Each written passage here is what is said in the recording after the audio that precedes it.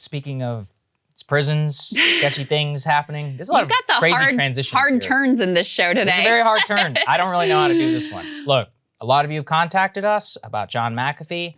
I don't really know a lot about what's going on here. So we'll be very, very clear.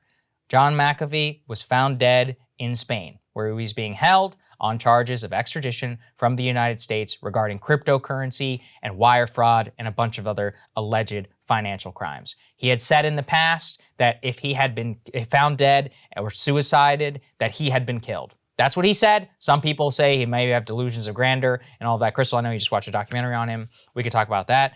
But here's the thing. His wife recently, I believe, had to see his body and confirm it. She recently spoke to some cameras. Let's take a listen to what she had to say. John McAfee was not suicidal. I spoke with him a few hours before he was found dead. We spoke about the court's decision to extradite him to the U.S. It did not come as a surprise to either of us. We were prepared for that decision and had a plan of action already in place to appeal that decision. I blame the U.S. authorities for this tragedy. Because of these politically motivated charges against him, my husband is now dead. So that was McAfee's wife speaking there in Spain.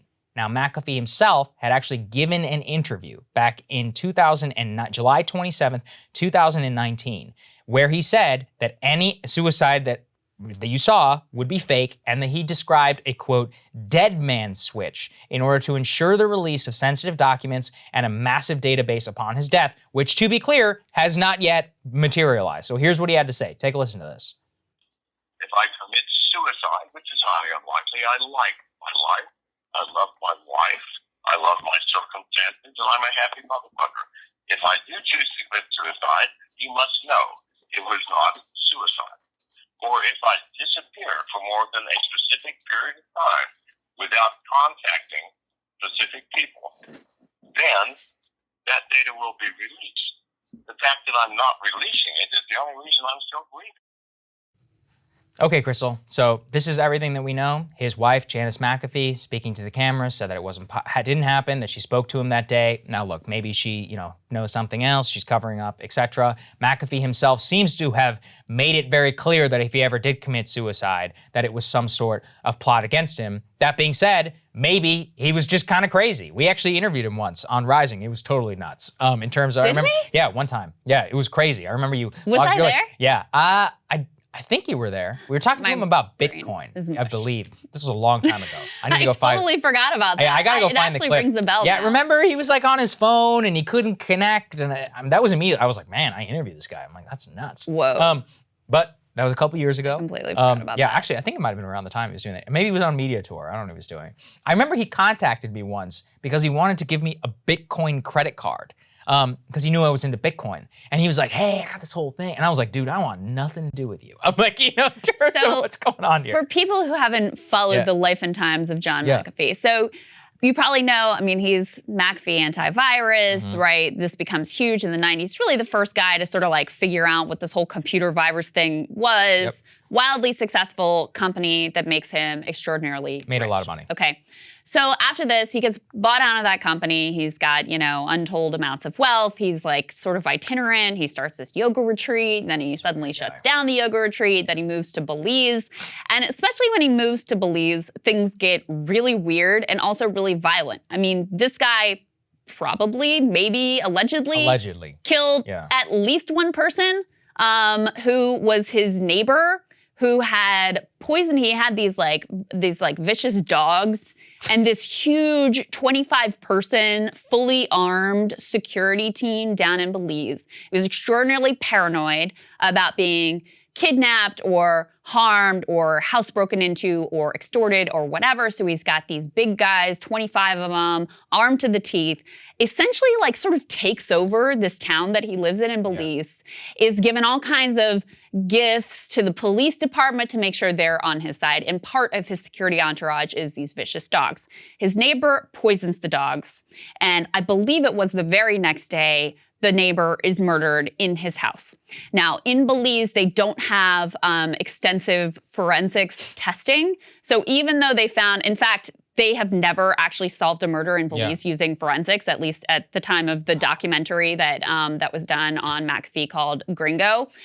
So anyway, they found a fingernail, they found these other things. There's a guy was in his security entourage who was implicated. The person who ran McAfee's household said that he had wired the guy who's the alleged assassin $5,000 from John that day. So there's pretty strong circumstantial evidence that he may have murdered this guy. So then he goes on the run. By the way, there's also a lot in there about his sexual proclivities that I'll just allow you to explore for yourself as part of this whole thing. Okay. It's out there. So he then sort of goes on the run, ends up extradited back to the US, and they're unable to gather enough evidence to press charges of him. So then he starts to try to rebuild his reputation, very manipulative of the media, runs for the Libertarian presidential nomination, loses to Gary Johnson, but goes on this whole media tour trying to rehab his image.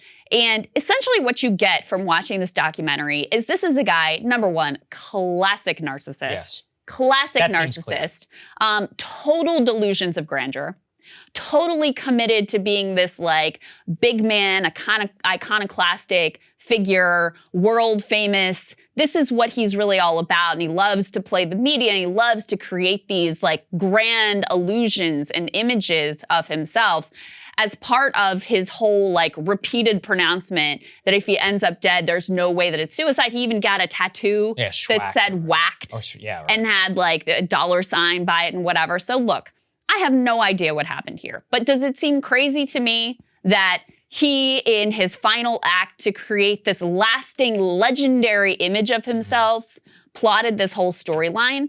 That doesn't seem totally out of the realm of possibility to me whatsoever, given the personality that this guy had. And again, his number one commitment in life seemed to be to create this larger than life image and have people know his name, and whether it was good, bad, or indifferent, that he would have this wild big man image. And so certainly possible that, and again, I actually almost think it's sort of convenient that he repeatedly was saying, just so you know, I would never kill myself. I'm gonna get a tattoo. I'm so sure I would never kill myself. So that's another theory of what happened here. I think that's a good corollary. People need to know he's kind of crazy. I found crazy. it. So I went back and found it. We interviewed him November 11th, 2019 about Facebook's Libra currency.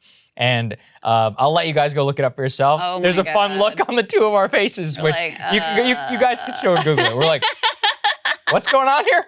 I forget who exactly booked that. I think it was me. But all of this being said, it has captured a lot of attention.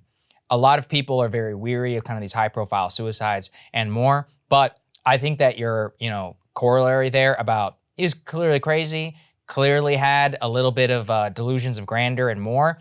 It's possible, right? And we should follow this continually. Also, look, he said there was gonna be a dead man switch.